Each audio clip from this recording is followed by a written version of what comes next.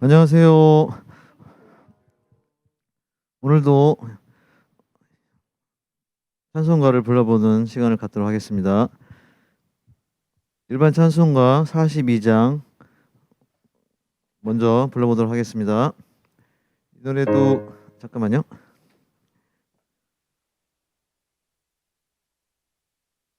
자, 전주 한번 부탁드리겠습니다.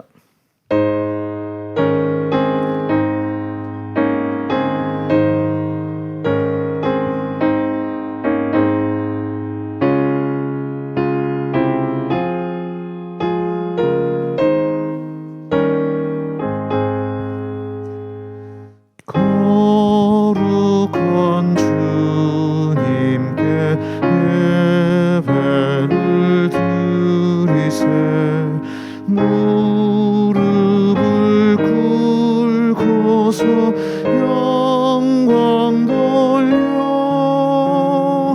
금 같은 순종과 향기로운 겸손을 주님께 바쳐서 영례하세. 노래가 어렵진 않은데요. 두 번째 단 무릎을 꿇고서 영광 돌려, 이 부분이 조금 좀 애매하거든요. 그래서 이 부분 한번 불러보도록 하겠습니다. 제가 먼저 한번 불러볼게요.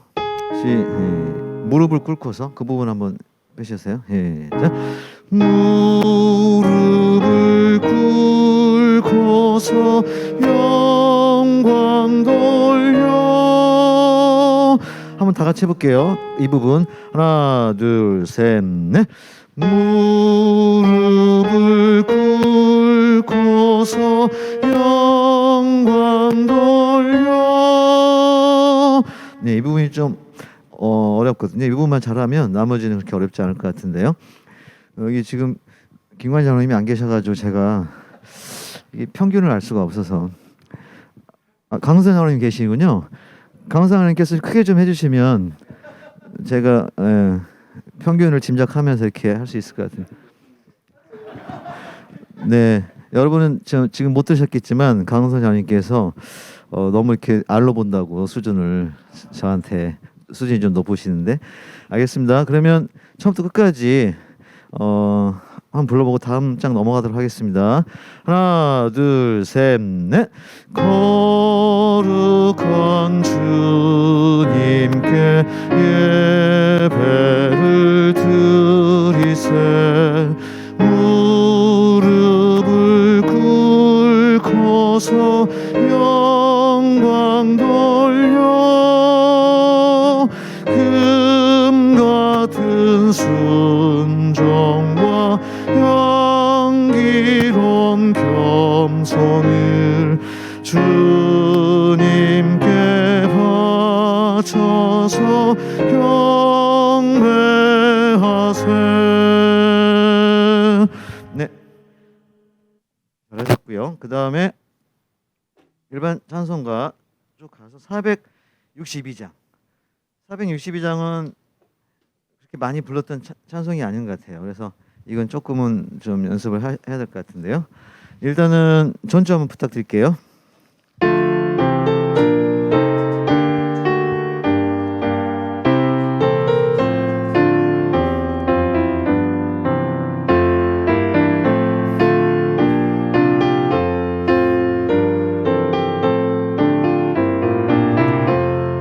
생명 진리 은혜 대신 영원하신 구세주 사람 되사 모든 인류 구원하여 주시니 영광 중에 계신 주님 크신 은혜 베푸사 사랑으로 채우시고 우리 고쳐 주소서.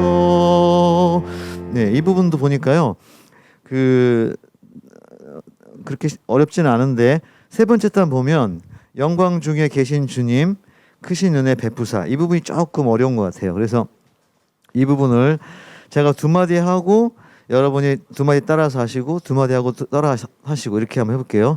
영광 중에 앞부 되셨죠? 합니다. 영광 중에 제가 먼저 할게요. 자, 영광 중에 계신 주님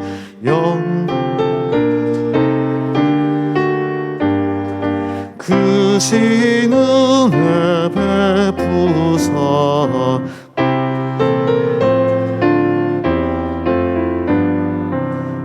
잠깐만요. 너무 잘하시는데요. 장로님 수준이 네. 자, 금방금방 따라서 하셔가지고 이 노래도 그렇게 어려울 것 같지가 않습니다. 그래서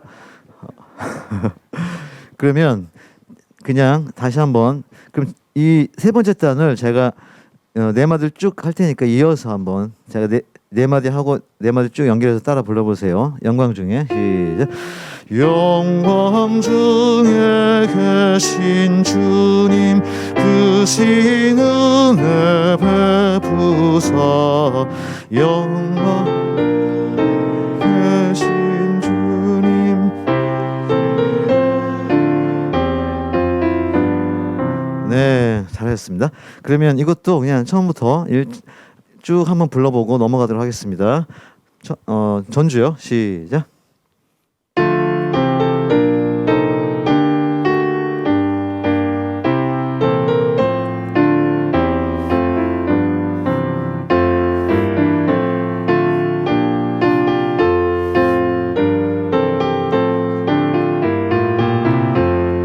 생명 진리 은혜 되신 영원하신 구세주 사람 내사 모든 인류 구원하여 주시니 영광 중에 계신 주님 크신 은혜 베푸사 사랑으로 채우시고 우리 고쳐주소서.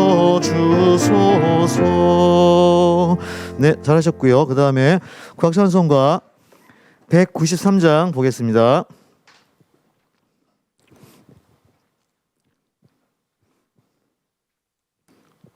자, 이 찬송은 저희가 많이 불러봤는데요.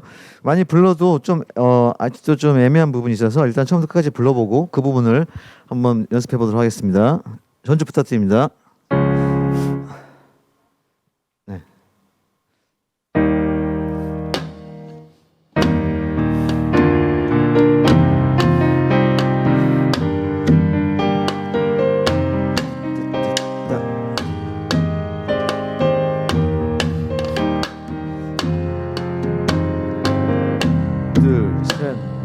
작고 작은 일들을 소중히 여기며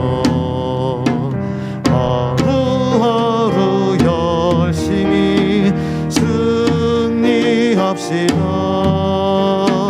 더 큰 승리를 위하여 작고 작은 승리를 거두며 삽시다.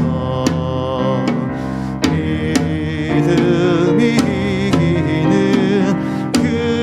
그날까지 믿음이 이기는 그날까지. 네, 이 찬송도 어렵진 않지만 그래도 좀 어려운 부분이 있다면 이렇게 음역이 굉장히 넓어가지고 낮은 음은 낮고 또 높은 음 높고 그래서 그 부분이 좀 어렵죠. 지금 연습할 부분이 세 번째 단에 보면 더 큰 승리를 위하여 이 부분이 처음부터 음이 크게 높거든요. 그래서 그 음을 확실하게 내야 됩니다. 더 한번 쳐볼래요? 더 큰 이걸 아주 확실하게 올라가야 됩니다. 소리를. 그 다음에 승리할 때 좀만 내려와서 승리를 제가 한번 해볼게요. 더 큰 하나 시작. 더 큰 승리를 더 자, 여러분 따라서 해보세요. 시작. 더. 네, 너무 잘하셨어요. 그 다음에 맨 마지막 보면 믿음이 이기는 그 부분 해볼게요. 여기도 팍 올라가죠. 배에 힘을 주시고 믿음이 하나 먼저 할게요. 시작. 믿음이 이기는 합니다. 하나 둘 시작. 믿음이 이기는 그날까지.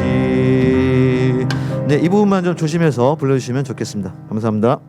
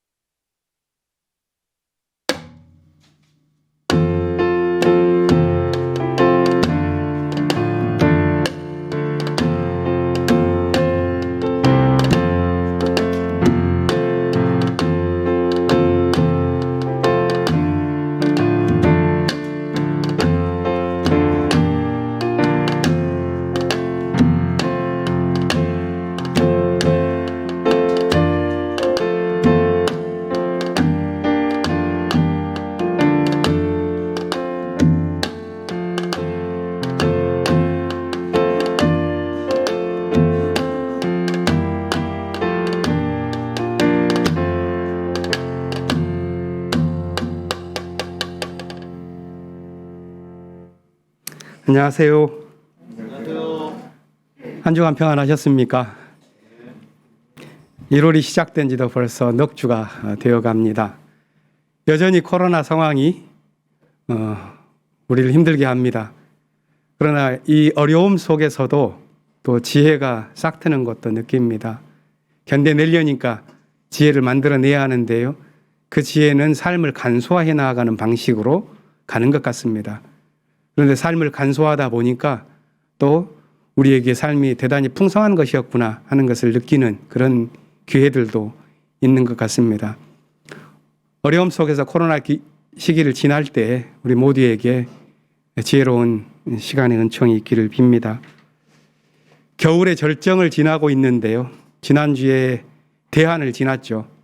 이제 얼마 안 있으면 봄의 소식을 끌고 올 입춘이 기다리고 있습니다.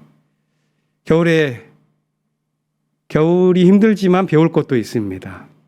가을의 낙엽을 다 떨어뜨리고 나면 비우고 견뎌야 합니다. 이 겨울의 이 어려움을 비우고 견딜 때 거기에 생명의 기운이 가득 담길 수 있겠지요. 겨울의 가르침을 우리가 마지막 지나가면서 우리에게 있는 그런 많은 어려움들 또 이겨내고 거기에 생명의 기운을 담고자 하는 그런 바람들이 가득 차기를 원합니다. 교육부는 오늘은 야외 예배를 드립니다. 최운석 장로님 농원에서 함께 모여 예배드리고 썰매 타고 친교도 나눈다고 합니다. 즐거운 시간이 되기를 바랍니다. 우리는 삶 속에서 작은 부분들을 열어서 이렇게 우리의 삶의 시간에 거룩의 공간을 한번 만들었습니다. 예배드리는 시간에 주님께서 당신의 말씀을 우리 마음 깊은 곳에 담아주길 원합니다. 이제 예배드릴 때 징소리에 맞추어서 함께 바람을 전해봅니다. 징소리 3번 울릴 때 주님께서 당신의 생명과 정의와 평화의 말씀을 우리에게 가득 내려주시기를 빕니다.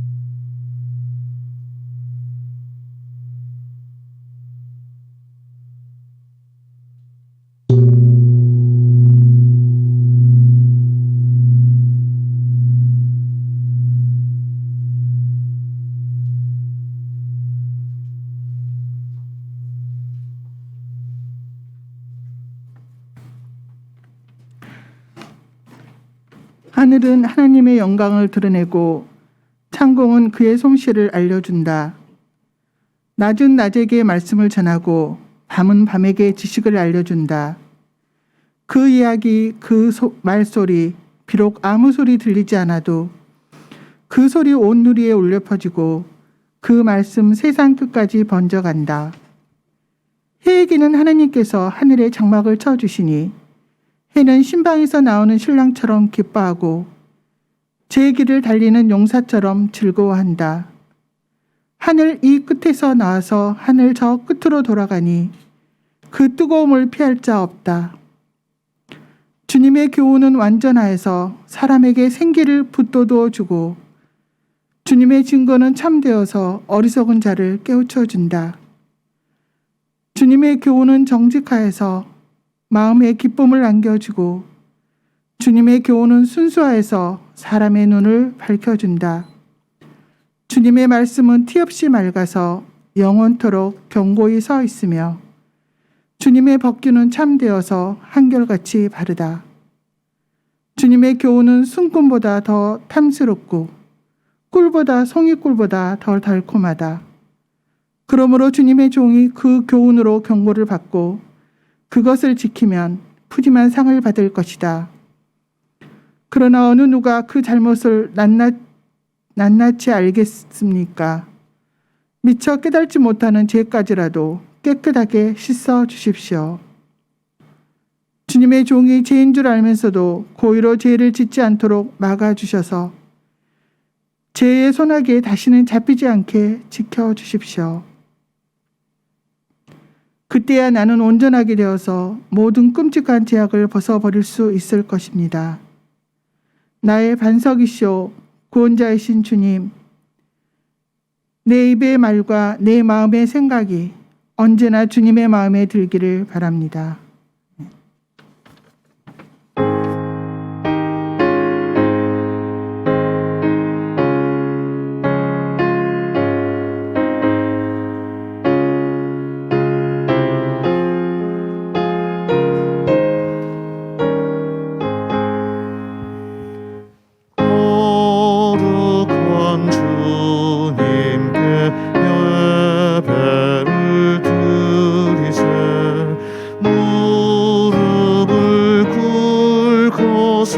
영광 돌려 금 같은 순종과 향기로운 겸손을 주님께 바쳐서 경배하세. 주 앞에 삼가서 겸손히 행하면 주 너를 언제나 돌보시리. 말씀엔 위로와 기도엔 응답을 내 갈 길 바르게 인도하리. 주 앞에 설 때에 두려워 말아라. 가난한 우리를 도우시리. 보배로운 진리와 온유한 사랑은 주님께 다 바칠 귀한 예물. 떨면서 바치는 이 작은 예물로 주님은 귀하게 받으시리. 어두운 밤 지나고 새 아침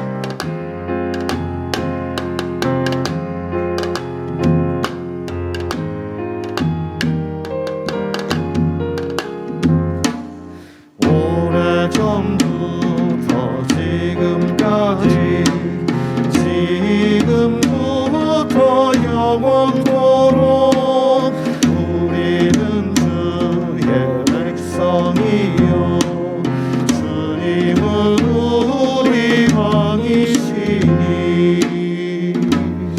영광 찬송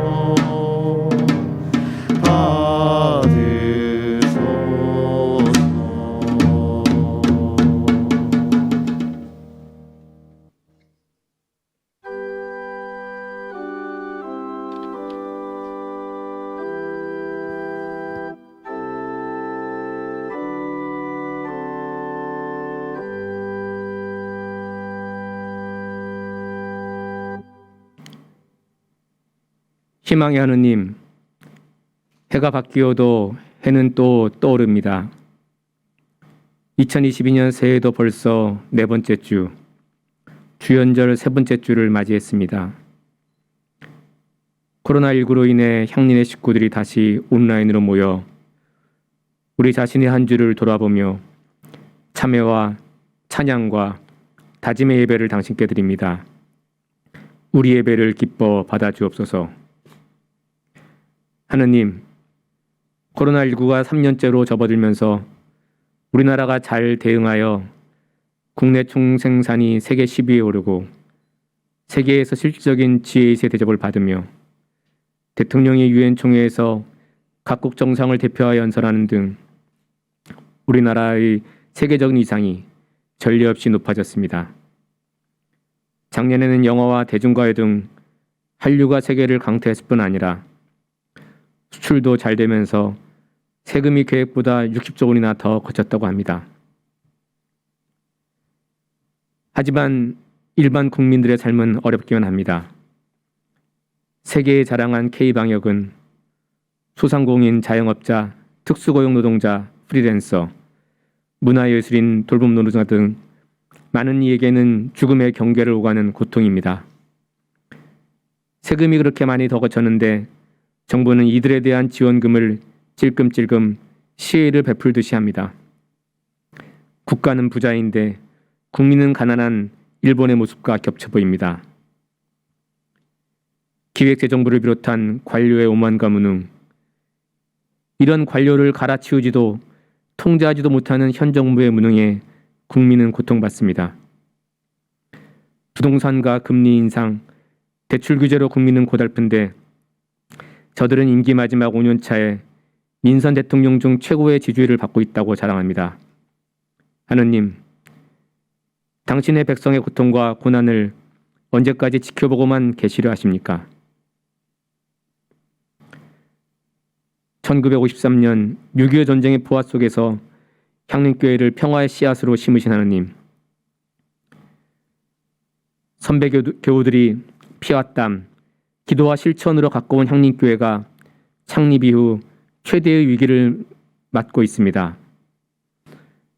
섬돌 향림 분과 직후인 2014년과 코로나19 발생 첫 해인 2020년을 비교해보면 출석교인 수는 40%, 정교인 수는 24%, 세교 수는 90%가 줄어들면서 교회가 계속 내리막길을 걷고 있습니다. 올해 임원과 부서장을 선임하지 못한 신도회와 부서가 있고 예전에 직책을 맡았던 교우들이 다시 자리를 맡기도 합니다. 교회 민주주의 상징인 목회 운영위를 거부하는 신도가 생겼는데도 그리스도 안에서 한 몸이어야 하는 우리가 지체의 아픔에 대한 대책을 내지 못한 채 또 한 해가 흘렀습니다. 지금부터 30년 전인 1993년 교회 갱신선언을 토대로 2005년 교회 정관을 골격으로 지금의 5060 세대가 만든 시스템이 제대로 작동하는 것인지, 우리 향린이 관성의 늪에 빠져 민주주의의 껍데기만 남은 것은 아닌지 걱정스럽습니다. 예수를 따르는 이들이 자발적으로 참여하고 협력하여 선을 이루는 진정한 교회 민주주의 없이 당신이 뿌리신 평화의 씨앗이 나무와 숲으로 성장하기는커녕 살아남을 수나 있을지 두렵습니다. 하느님, 우리가 우리 자신을 바닥부터 갱신해 나갈 수 있도록 지혜와 용기를 주옵소서. 위로의 하느님, 김근우, 김남욱, 김성환, 김예선, 김혁, 박영숙, 주보의 기도 나눔칸에 써있는 정겨운 교우들의 이름을 아프게 읽습니다. 기도에 게을렀던 제 자신을 반성합니다. 기도하며 찾아뵙겠다는 다짐을 합니다. 군 복무 중인 우리 아들들, 여러 가지 이유로 해외에 체류하고 있는 우리 교우들에게도 그리움 한가득 담아 인사를 보냅니다. 눈동자와 같이 보살펴 주옵소서.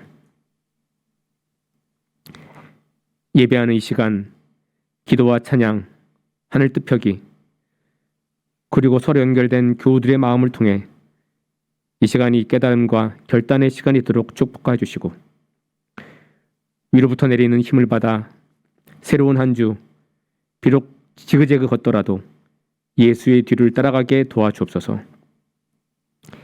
이제 우리의 입을 닫고 당신을 향하여 우리의 귀를 엽니다. 말씀하옵소서.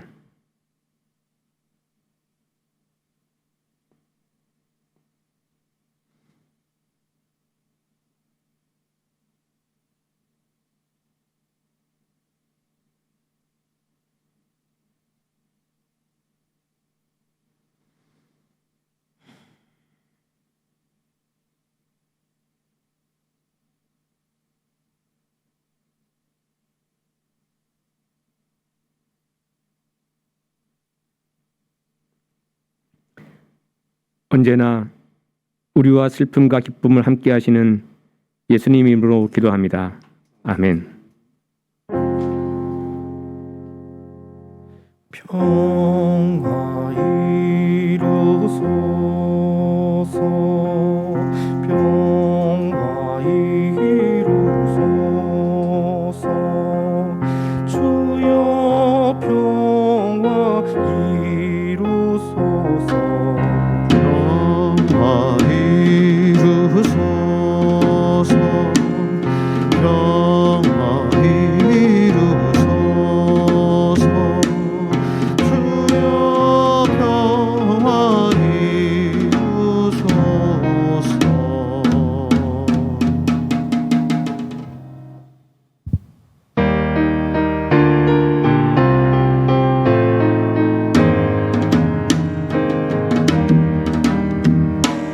하늘에 계신 우리 아버지, 만물이 당신을 하나님으로 받들게 하시며 당신의 뜻이 하늘에서 이루어지듯이 이 땅 위에 이루어 주소서. 오늘날 우리에게 일용할 양식을 주시고 우리가 우리에게 죄 지은 자들을 용서하듯이 우리들의 잘못을 용서하여 주시고 연약한 우리 유혹으로부터 보호하여 주시고 모든 악에서 구하여 주소서.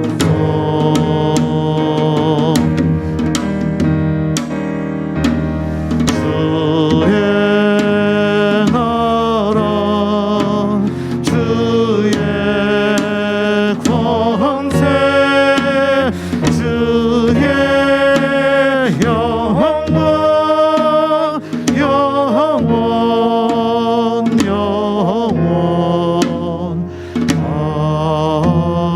아멘.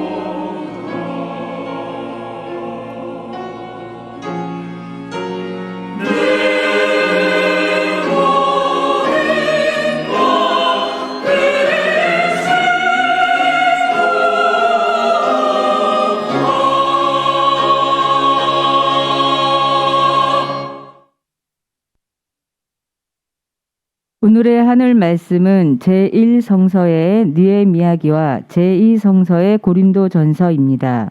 먼저 느헤미야기 8장 1절에서 3절, 5절과 6절, 8절에서 10절 말씀을 읽겠습니다.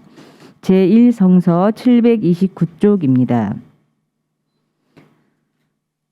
모든 백성이 한꺼번에 수문 앞 광장에 모였다. 그들은 학자 에스라에게 주님께서 이스라엘에게 명하신 모세의 율법책을 가져오라고 청하였다. 7째 달 초하루에 에스라 제사장은 율법책을 가지고 회중 앞에 나왔다. 거기에는 남자든 여자든 알아들을 만한 사람은 모두 나와 있었다. 그는 수문 앞 광장에서 남자든 여자든 알아들을 만한 모든 사람에게 새벽부터 정오까지 큰 소리로 율법책을 읽어주었다. 백성은 모두 율법책 읽는 소리에 귀를 기울였다. 학자 에스라는 높은 단 위에 서 있었으므로 백성들은 모두 그가 책 펴는 것을 볼 수 있었다. 에스라가 책을 펴면 백성들은 모두 일어섰다. 에스라가 위대하신 주 하나님을 찬양하면 백성들은 모두 손을 들고 아멘, 아멘 하고 응답하고 엎드려 얼굴을 땅에 대고 주님께 경배하였다. 하나님의 율법책이 낭독될 때 그들이 통역을 하고 뜻을 밝혀 설명하여 주었으므로 백성은 내용을 잘 알아들을 수 있었다. 백성은 율법의 말씀을 들으면서 모두 울었다. 그래서 총독 느헤미야와 학자 에스라 제사장과 백성을 가르치는 레위 사람들이 이날은 주 하나님의 거룩한 날이니 슬퍼하지도 말고 울지도 말라고 모든 백성을 타일렀다. 느헤미야는 그들에게 말하였다. 돌아들 가십시오. 살찐 짐승들을 잡아 푸짐하게 차려서 먹고 마시도록 하십시오. 아무것도 차리지 못한 사람들에게는 먹을 몫을 보내주십시오. 오늘은 우리 주님의 거룩한 날입니다. 주님 앞에서 기뻐하면 힘이 생기는 법이니 슬퍼하지들 마십시오. 이어서 제2성서의 고린도전서 12장 12절에서 31절 말씀을 읽겠습니다. 제2성서 296쪽입니다. 몸은 하나이지만 많은 지체가 있고 몸의 지체는 많지만 그들이 모두 한 몸이듯이 그리스도도 그러하십니다.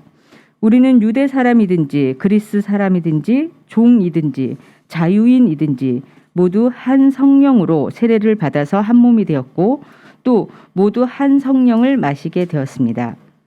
몸은 하나의 지체로 되어 있는 것이 아니라 여러 지체로 되어 있습니다. 발이 말하기를 나는 손이 아니니까 몸에 속한 것이 아니다라고 한다고 해서 발이 몸에 속하지 않은 것은 아닙니다. 또 귀가 말하기를 나는 눈이 아니니까 몸에 속한 것이 아니다 한다고 해서 귀가 몸에 속하지 않은 것이 아닙니다. 온몸이 다 눈이라면 어떻게 듣겠습니까? 또 온몸이 다 귀라면 어떻게 냄새를 맡겠습니까? 그런데 실은 하나님께서는 원하시는 대로 우리 몸에다가 각각 다른 여러 지체를 두셨습니다. 전체가 하나의 지체로 되어 있다고 하면 몸은 어디에 있습니까? 그런데 실은 지체는 여럿이지만 몸은 하나입니다.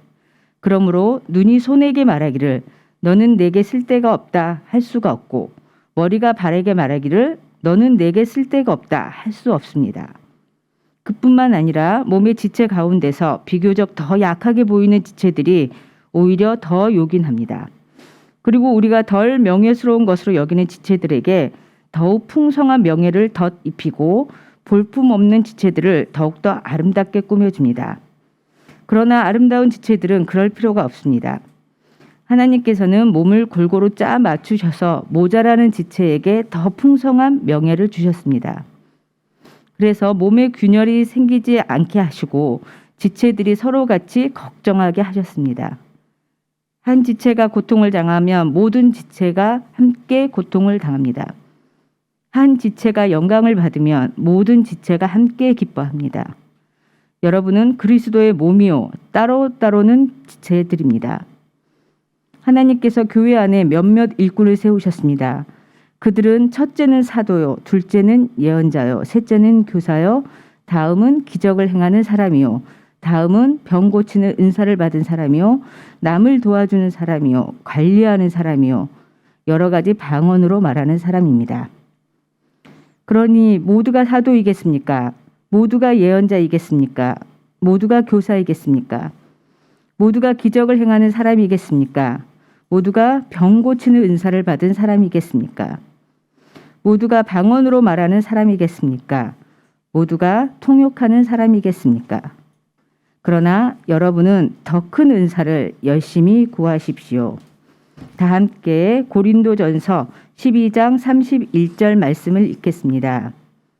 그러나 여러분은 더 큰 은사를 열심히 구하십시오. 이 말씀으로 귀한 깨달음과 결단이 있으시기를 바랍니다.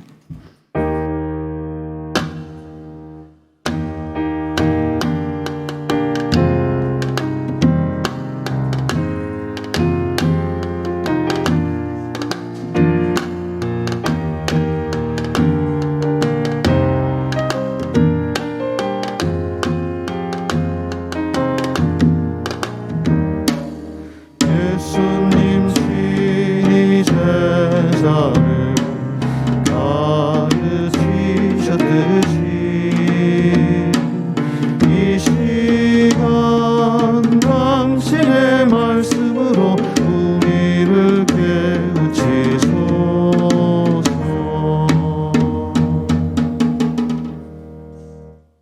오늘의 복음서 말씀은 누가복음서 4장 14절부터 21절 말씀입니다. 제가 읽겠습니다.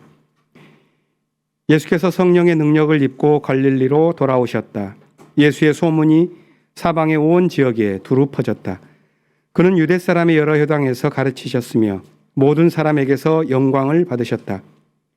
예수께서는 자기가 자라나신 나사렛에 오셔서 늘 하시던 대로 안식일에 회당에 들어가셨다. 그는 성경을 읽으려고 일어서서 예언자 이사야의 두루마리를 건네받아서 그것을 펴시어 이런 말씀이 있는 데를 찾으셨다. 주님의 영이 내게 내리셨다. 주님께서 내게 기름을 부으셔서 가난한 사람에게 기쁜 소식을 전하게 하셨다. 주님께서 나를 보내셔서 포로된 사람들에게 해방을 선포하고 눈먼 사람들에게 눈뜸을 선포하고 억눌린 사람들을 풀어주고 주님의 은혜의 해를 선포하게 하셨다. 예수께서 두루마리를 말아서 시중 드는 사람에게 되돌려 주시고 앉으셨다. 회당에 있는 모든 사람의 눈은 예수께로 쏠렸다. 예수께서 그들에게 말씀하셨다. 이 성경 말씀이 너희가 듣는 가운데서 오늘 이루어졌다. 이는 주님의 말씀입니다. 주님 감사합니다. 마음에 새겨 행하겠습니다.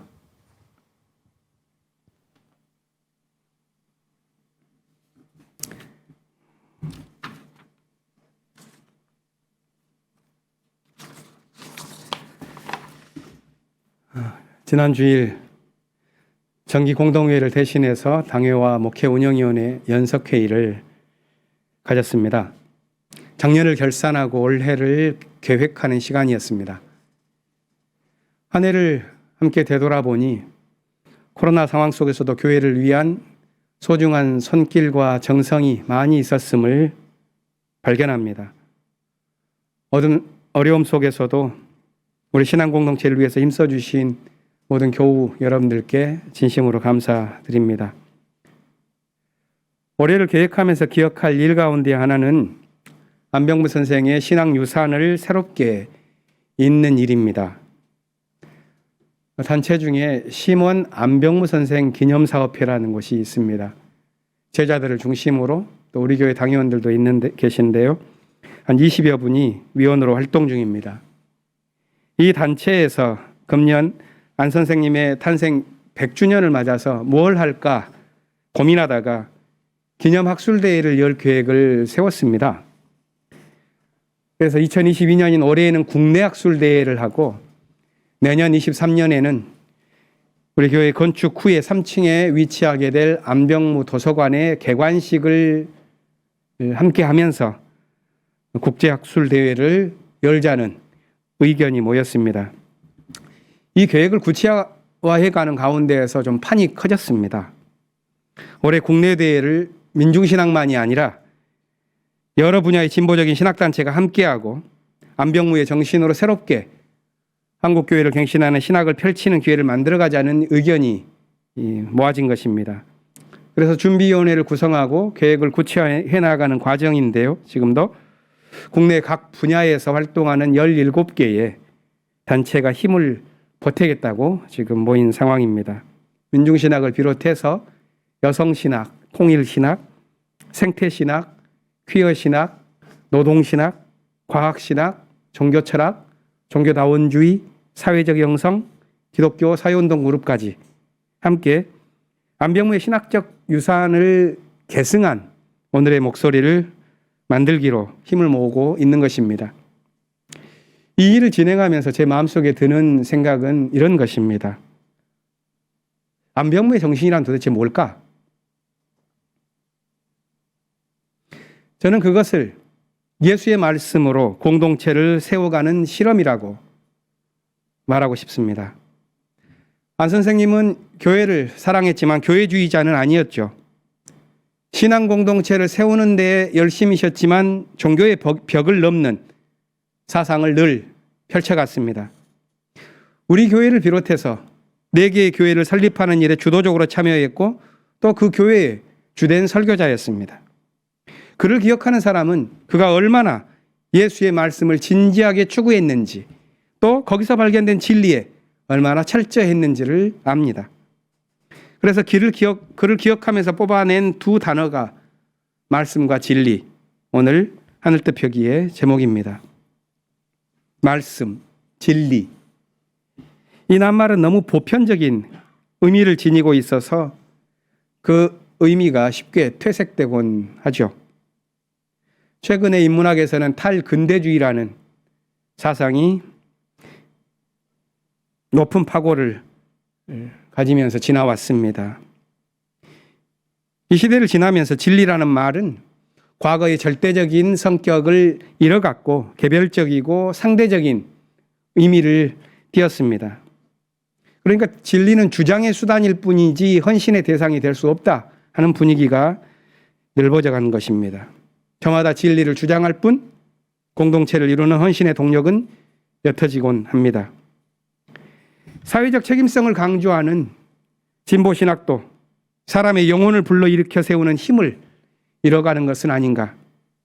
사회적 영성을 강조하는 진보적인 교회도 종교 본연의 멋과 맛을 우려내기보다는 정치적 커뮤니케이션에 집착해서 오합지졸이 되고 있는 것은 아닌가 하는 자괴감이 들곤 합니다.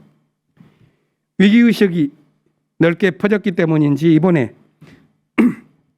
안병무의 이름으로 호출을 받은 많은 신학그룹이 호응합니다. 안병무 자신은 깊은 정치와 넓은 정치와 깊은 종교를 함께 살아갔죠. 대학 교수로서의 자의식이 참 강한 분이셨는데 정치적인 이유로 2번 강제 해직을 당해서 9년간 강단에 서지 못했습니다. 물론 그 시기에 그는 한국의 민중론을 넓게 확장해 가면서 민중신학을 펼쳐갔습니다. 그의 사상에는 종교와 정치가 깊은 차원에서 연결되어 있습니다. 말씀을 붙들기 위한 종교적인 분투, 진리를 펼치기 위한 정치적인 책임, 이것이 균형을 이룬 것입니다. 흔히 정교는 분리되어야 한다. 정치와 종교는 분리되어야 한다라고 말합니다. 억압적인 종교의 폐해를 극복하기 위한 근대 국가의 정책이 여전히 남아있기 때문에 그렇다고 봅니다. 하지만 모든 삶이 연결되어 있듯이 정치와 종교는 결코 분리될 수 없지요. 물론 그렇다고 서로 같은 것도 아닙니다. 이를테면은 정치가 외적으로 펼치는 운동을 총칭한다면 종교는 내면적으로 들어가는 성찰의 운동을 의미한다고 할 수가 있습니다. 함석헌의 말을 인용하면 이렇습니다. 정치가 썩을 때 구원하는 것이 종교요, 종교가 시들 때 건져내는 것이 정치이다. 인간 사회를 간교한 종교의 손에서 건진 것은 현실주의 정치였다. 만일 민족주의 정치에 반항이 없이 로마 카톨릭 교회 그대로 내려왔다면 서양 사회는 어떻게 되었을까? 또 반대로 허다한 폭군의 발밑에서 인간을 건져낸 것은 종교다. 잔인무도한 그들의 가슴과 눌리는 죄송합니다. 민중의 가슴에 정신의 불을 지른 종교가 아니었다면 인간은 짐승이 되고 말았을 것이다. 그러니까 정치와 종교가 각기 고유한 과제를 갖고 있지만 또한 서로 연결되어 있다고 하겠습니다. 문제는 이것이 어떻게 결합하느냐는 것입니다. 표층에서 연결되면 부패의 원상이 되기 쉽고 심층에서 결합하면 변혁의 동력이 되기도 합니다. 사람을 변화시키는 종교, 사회를 변화시키는 정치에는 말씀이 살아있고 진리가 생생합니다.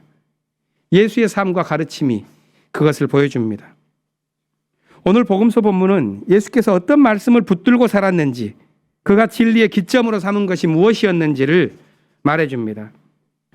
예수께서 고향 나사렛에 가서 회당에 들어가 펼친 가르침을 담은 이 이야기는 공관복음서 3곳 모두 나옵니다. 그런데 우리가 읽은 누가복음은 다른 복음서에는 없는 내용을 담고 있는데 그것이 18절 19절에 인용된 이사야 예언자의 말씀입니다. 주님의 영이 내게 내리셨다. 주님께서 내게 기름을 부으셔서 가난한 사람에게 기쁜 소식을 전하게 하셨다. 주님께서 나를 보내셔서 포로된 사람들에게 해방을 선포하고 눈먼 사람들에게 눈뜸을 선포하고 억눌린 사람들을 풀어주고 주님의 은혜의 해를 선포하게 하셨다. 고향 나사렛에서 발표된 이 예언의 말씀은 나사렛 선언 또는 나사렛 강령 이렇게 불립니다. 예수 운동의 핵심 정신을 알려주는 이 강령은 종교적인 고백만도 아니요 정치적인 선언만도 아닙니다. 삶에서 종교와 정치가 어떻게 함께 가야 하는지를 알려줍니다. 이 선언은 본래 고통의 시대를 살아가던 공동체에게 주어진 것이었습니다. 예수께서 인용한 이 말씀은 바벨론 포로기를 마치고 돌아온 귀환 공동체에서 활동한 제3 이사야의 예언입니다. 이 예언은 또한 그 이전 시대로 거슬러 올라가 더 오래전부터 뿌리를 둔 것으로서 하나님의 진리를 이루어낼 메시아에 관한 종의 노래, 여기에 연원을 둡니다. 이런 예언의 도도한 흐름이 예수에게 와서 하나님 나라 운동의 방향을 알려주는 이정표가 되었습니다. 누가는 다른 복음서와는 달리 이 이야기를 자신의 복음서 앞부분에 배치해서 취임 설교 형식으로 전했습니다. 그러므로서 예수 운동의 출발점, 그가 살아간 진리의 기점이 어디에 있는지를 강조한 것입니다. 그런데 구체적인 삶에서는 그 말씀과 진리는 시련을 겪게 되죠. 오늘 본문 뒤이어 나오는 고향 사람들의 배척과 반대가 그것을 보여줍니다. 그들은 예수에게 기적의 정치를 요구합니다. 자신들의 결핍이 즉각 충족되기를 원했습니다. 오늘날에도 기적의 정치나 힘의 종교를 기대하는 사람들에게 예수의 나사렛 선언은 걸림돌이 되곤 합니다. 모든 공동체 운동은 구체적인 삶의 무게를 안고 진행되죠. 신앙 공동체 운동에서 예수의 선언은 좌표가 되지만 또한 시련을 주기도 합니다. 성서 속의 신앙 공동체들은 그런 문제, 자신들의 구체적인 삶의 문제를 어떻게 풀어갔을까요? 느헤미야서는 포로로 끌려갔다가 돌아온 귀환 공동체가 예루살렘 성벽을 재건한다는 그런 이야기를 담고 있습니다. 그들의 현실은 매우 불안정했습니다. 그리고 그 자리에 살고 있었던 사람들과 돌아온 사람들 간의 갈등으로 그들의 공동체는 파편화되어 있었고 미래는 불투명했습니다. 이때 공동체를 이끌던 느헤미야는 온갖 어려움을 뚫고 50여일 만에 성벽을 건축해냅니다. 그리고 나아갈 길을 찾기 위해서 사람들과 함께 모였죠. 이때 또 다른 지도자 에스라가 율법의 말씀을 읽고 그 말씀에서 진리의 길을 찾자고 제안합니다. 오늘 본문을 보면 모두가 광장에 모여서 새벽부터 종호까지 에스라가 읽는 토라에 귀를 기울였습니다.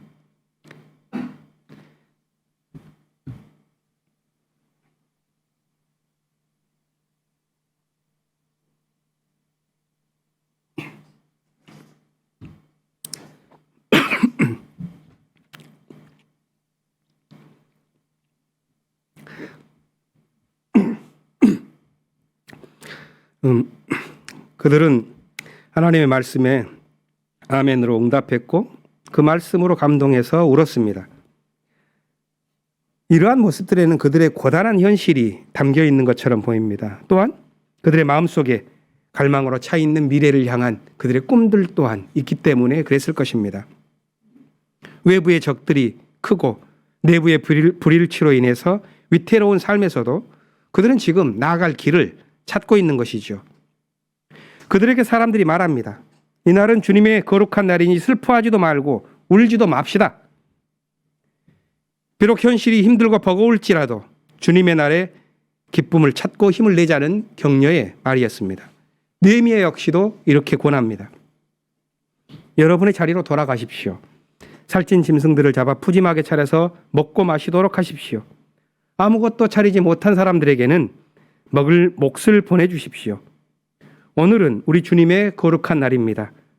주님 앞에서 기뻐하면 힘이 생기는 법이니 슬퍼하지들 마십시오. 이 말씀은 고난의 현실을 살아가는 공동체를 위해 주어진 것입니다. 다시 말씀에 힘입어서 공동체를 세워가자는 권면입니다. 느헤미야 시대의 공동체는 말씀 앞에서 자신을 세우고 거기에서 오는 힘으로 살아갔습니다. 마지막 본문 또 다른 공동체의 모습을 보겠습니다. 고린도전서는 고린도 교회에 보낸 바울의 격정적인 편지지요. 바울은 자신이 지났던 이 교회가 심한 분열의 아픔을 겪는 것을 알게 되었고 이 편지를 보내는데 우리가 읽은 이 12장은 개인과 공동체가 어떤 관계를 맺고 살아야 하는지를 이야기합니다. 바울은 먼저 각 사람이 지닌 다양한 재능을 열거하면서 그 모든 것이 다 성령의 은사라고 말합니다. 저마다 지닌 다양한 재능과 소질을 축복한 것이죠. 하지만 성령의 은사로 주어진 이 다양성은 더 중요한 목표를 향하고 있습니다. 바울은 그것을 가리켜서 7절에 공동 유익을 위한 것이라고 말합니다. 오늘 본문은 다양한 은사를 가진 사람들로 이루어진 공동체, 그 삶을 몸과 지체의 비유로 설명하죠. 바울은 왜 서로 조화를 이루어야 한다고 이 비유를 든 것일까요? 이 몸과 지체의 비유는 해방을 지향하고 있는 이 평등 공동체의 이상이 여기에 담겨 있고 그것을 지켜내기 위한 비유입니다. 그것에 관한 바울의 사상이 13절에 표현되어 있습니다. 우리는 유대 사람이든지 그리스 사람이든지 종이든지 자유인이든지 모두 한 성령으로 침례를 받아 한 몸이 되었고 또 모두 한 성령을 마시게 되었습니다. 이것은 로마 제국이 이룬 차별과 폭력 체제에서 새로운 공동체를 이뤄보겠다는 교회의 꿈을 말하는 것이고 그 꿈의 기원은 분명히 예수의 나사렛 선언과 관련되어 있을 것입니다. 그런데 고린도 교회는 고통의 현실을 지나고 있죠. 서로의 관계는 갈라져서 3편, 4편으로 나뉘어져 있습니다. 오늘 본문의 배경이 되는 것은 공동체 안의 갈등 상황입니다. 대부분의 공동체가 안고 있는 문제이죠. 바울은 그 갈등 상황을 몸의 각 지체에 빗대어서 표현했습니다. 발이 손에게 말하기를 나는 손이 아니니까 몸에 속한 것이 아니다 하고 말하면서 서로 거부하는 상황. 또 눈이 손에게 말하기를 너는 내게 쓸데없다 이렇게 말하면서 대립하는 현실. 이것을 보게 합니다. 그리고 바울은 전환적인 문제의식을 던지지요. 19절에서 이렇게 말합니다. 각각이 서로 지체라면 몸은 어디에 있습니까? 바울은 스스로 대답하기를 지체는 각각 여럿이지만 몸은 하나입니다. 이렇게 이어서 대답합니다. 바울의 이 대답이 중요합니다. 지체와 몸의 관계에 대한 믿음이 사라질 때 공동체의 문제가 나타나기 시작하고 이 생각이 또렷해질 때 문제의 해결책은 보이기 때문입니다. 공동체의 삶에는 늘 풀어야 할 숙제가 있기 마련입니다. 그것은 공동체가 지체와 몸의 관계를 말하면서 기존의 질서를 정당화하는 경우에 발생합니다. 몸을 위해서 각 지체가 희생해야 한다는 논리입니다. 이 문제에 대해서 오늘 본문의 해결책을 제시하죠. 그것은 더 약한 지체를 하나님께서 요긴하게 사용하신다는 것을 알라는 것입니다. 그래서 덜 명예스러운 지체에게 더 풍성한 명예를 입히고 볼품없는 지체를 더 아름답게 꾸미는 방식으로 가라는 것입니다. 그것이 그리스도의 정신이요 공동체를 지켜가는 정신이라고 말합니다. 볼품없는 지체를 공동체에서 잘라내는 것은 쉽습니다. 그러나 그것은 전체 몸을 죽이는 일입니다. 따라서 바울은 고린도 교회에 두 가지 규칙을 제안합니다. 하나는 공동체 안에서 자신의 역할을 분별하고 서로 관계 속에서 그 역할을 잘 감당하는 것입니다. 그것보다 더 중요한 뒤에 나오는 다른 하나는 자기 은사에 머물지 말고 더욱 큰 은사를 열심히 구하는 것입니다. 이 일은 말씀과 진리 안에서 자라나는 것을 의미합니다. 우리는 더욱 큰 은사를 구하면서 자라나야지 됩니다. 여러 모양의 공동체가 존재합니다만 기독교 신앙 공동체는 참 민감한 것 같습니다. 거기에는 개인의 결단만이 아니라 공동체에 대한 탁월한 감각이 있지 않으면 어려움을 겪게 됩니다. 우리는 모두 자기 신념을 지닌 개별적인 존재입니다. 그래서 각 사람은 자신의 판단대로 세례를 받죠. 세례를 받을 때에는 자신의 결단으로 받지만 받고 난 후에는 개인적인 존재가 아니라 이제는 그리스도의 몸에 속해서 살게 됩니다. 그리스도를 본받아 한 몸을 이루면서 사는 삶에 참여하는 것입니다. 오늘 말씀을 끝낼 때가 되었는데요. 저는 영화 대사를 마지막으로 나누면서 말씀을 마칠까 합니다. 한 사람이 이렇게 물었습니다. How are you? 우리가 아는 평범한 인사말입니다. 그럼 답을 뭐라고 해야 하죠? 공식이 있죠, 우리는. Fine, thanks, and you? 하고 상대방이 How are you? 라는 이 말에 대해서 이렇게 대답하더군요. I try to live better. 더 나은 삶을 살기 위해 노력하는 중이다. 그 말이 참 가슴에 다가왔습니다. 올 한 해를 살아갈 때 우리 모두 말씀과 진리 안에서 더욱 나은 삶을 향해서 우리를 밀고 나아가며 자라나는 한 해를 살아갈 수 있기를 기원합니다. 잠시 침묵으로 기도하겠습니다.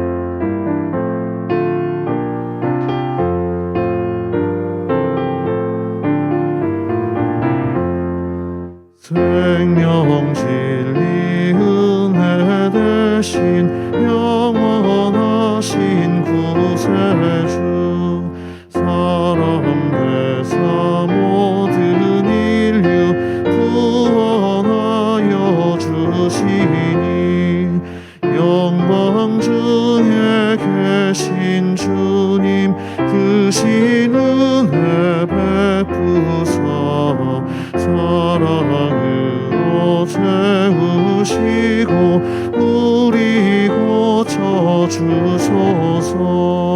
남성이며 사신 주님 우리들도 본받고 이웃사랑 나누면서 살아가게 하소서. 온 세상의 금은 보화 모두 주의 것이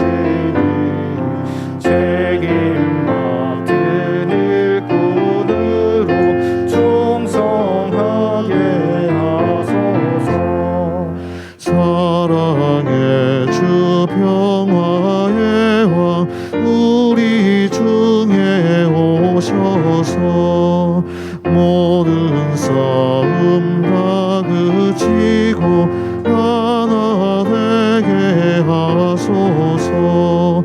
지난 날의 어둠과 환란 풍파 지나고 형제 사랑 밝은 장래 이루어지게 하소서.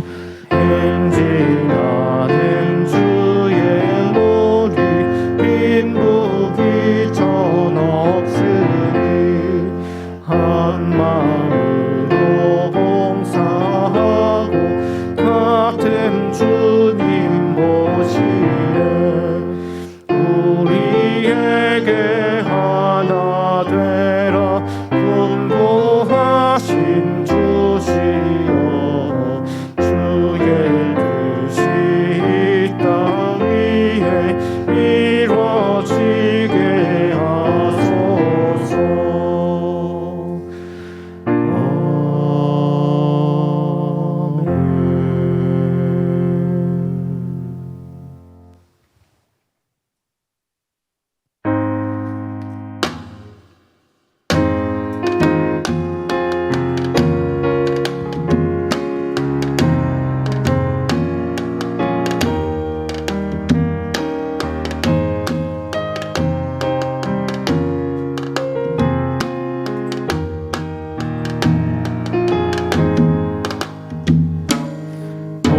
모든 것이 주께로부터 왔사오니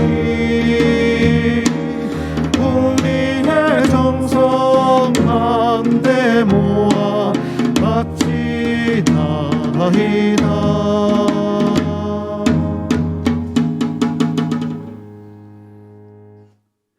사랑의 하나님, 매일 불안한 일상을 보내면서도 하나님의 보살핌을 생각하며 감사드립니다.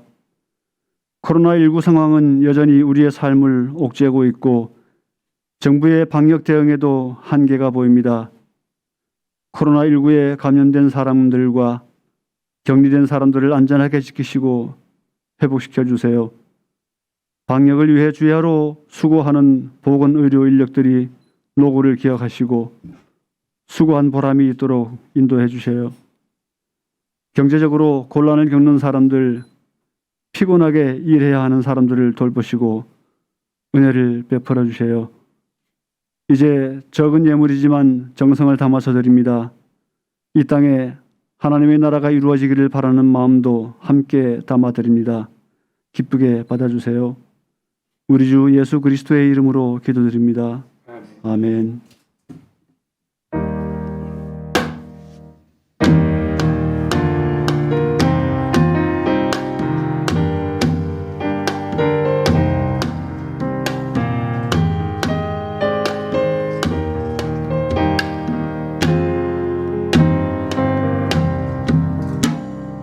작고 작은 일들을 소중히 여기며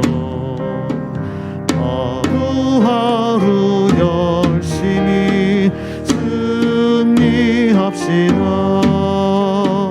더 큰 승리를 위하여 작고 작은 승리를 거두며 삽시다.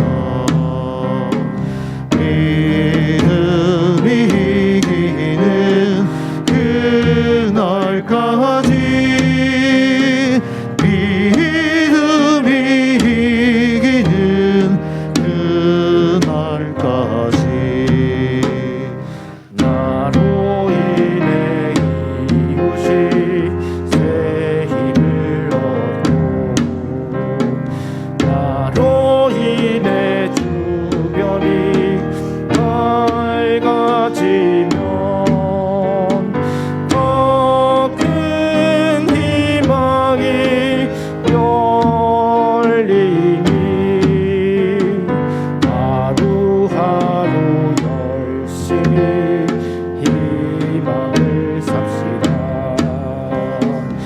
믿음이 이기는 그날까지 믿음이 이기는 그날까지 슬픈 일이 있거든 피하지 맙시다.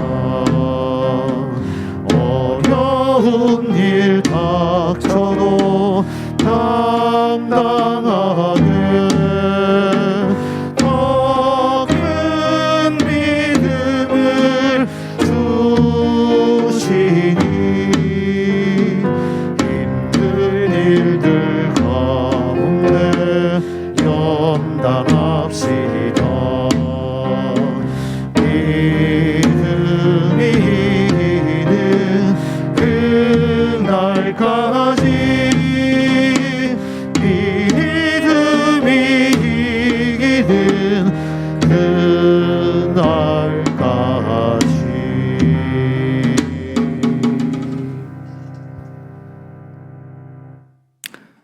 파송의 말씀을 전합니다. 우리에게 예수의 가르침이 있습니다. 가난한 사람에게 주어진 기쁜 소식입니다. 그 가르침을 따라 살아간 신앙의 선배들이 있습니다. 우리도 더욱 큰 성령의 은사를 구하면서 예수의 말씀을 진지하게 추구하고 공동체가 함께 가꾼 진리를 따라 풍요롭게 살아갑시다. 축복 기도를 함께 하겠습니다. 주 예수 그리스도의 은총과 하나님의 사랑과 성령께서 이루어 주신 친교가 우리 가운데 영원토록 함께 있기를 주님의 이름으로 축원합니다. 아멘.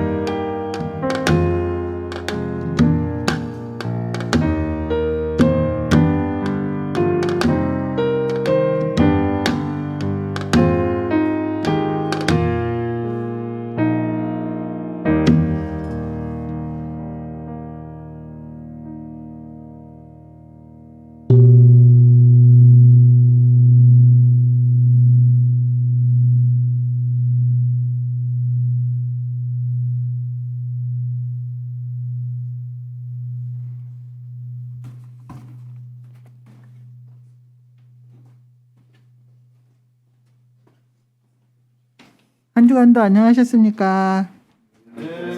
공동 간식사 나눔을 하겠습니다. 그 교우들하고 전화를 하는 중에 언제 예배 드리냐 그 묻는 어르신들의 전화를 받을 때 마음이 아팠습니다. 하루빨리 같이 모여서 친교와 기쁨을 나눌 때까지 교우들의 건강과 삶을 주님께서 지켜주시기를 간절히 빕니다. 먼저 오늘의 일정 안내하겠습니다. 목회 운영위원회 오후 2시에 온라인으로 있을 예정이고요. 작년 남신도의 총회가 오후 1시에 온라인으로 있을 예정입니다. 기부금 영수증 필요하신 분 사무실로 연락하셔서 우편으로 전달받을 수 있음을 다시 한번 안내해 드립니다. 들녘 농산물 판매 계속되고 있고요. 네, 이어서 이번 주 일정 안내해 드리겠습니다. 교육부 교육자 전체 워크숍이 1월 29일 토요일 날 정오부터 해서 오후 6시까지 광화문 부근에 있는 세미나실에서 열릴 예정이라고 합니다. 우리 가락 모임인 얼수의 연습이 다시 시작된다고 합니다. 영남 사물놀이와 호남 자도 가락을 배운다고 하는데 마스크 쓰고 가능할지 잘 모르겠지만 어쨌든 매주 목요일 저녁에 다시 7시 30분에 회화동에 있는 마르체에서 있을 예정입니다. 참고에 있는 그 당구장 표시에 있는 거는 신명나게 코로나 우울을 극복하실 분을 많이 참여 바란다고 붙임이 있습니다. 자세한 문의는 이문희 집사님께 여쭤보면 될 것 같습니다. 향림 강좌 청소년 인문학 공부 모임, 선교부 신학 공부 모임 계속되고 있습니다. 이후 일정 주보 참조하시면 될 것 같습니다. 예, 에큐메니컬 소식에서 하나 다시 소식 전하겠습니다. 사회적 협동조합 길목에서 청년 세미나 지원 사업에 대한 공고가 나 있습니다. 1월 20일부터 지금 공고 나 있었고 2월 18일까지 모집할 예정인데요. 자세한 그 내용은 목회마당과 홈페이지 참조하시면 될 것 같고요. 또 그래도 모르겠으면 정상희 교우님께 문의하시면 될 것 같습니다. 길목 청년 기행이 제주도 평화 기행도 있을 예정인데요. 이 또한 정상희 교우님께 문의하면 될 것 같습니다. 네, 향림교회 생활실천 다짐을 하고 예배를 마치도록 하겠습니다. 우리는 우리의 삶과 순결이 녹아있는 우리 가락과 정서로 하나님께 예배드릴 때 더욱 뜻깊은 예배가 된다고 믿으며 우리 가락이나 우리 악기를 배우기 위해 힘쓴다. 한 주간도 건강하십시오.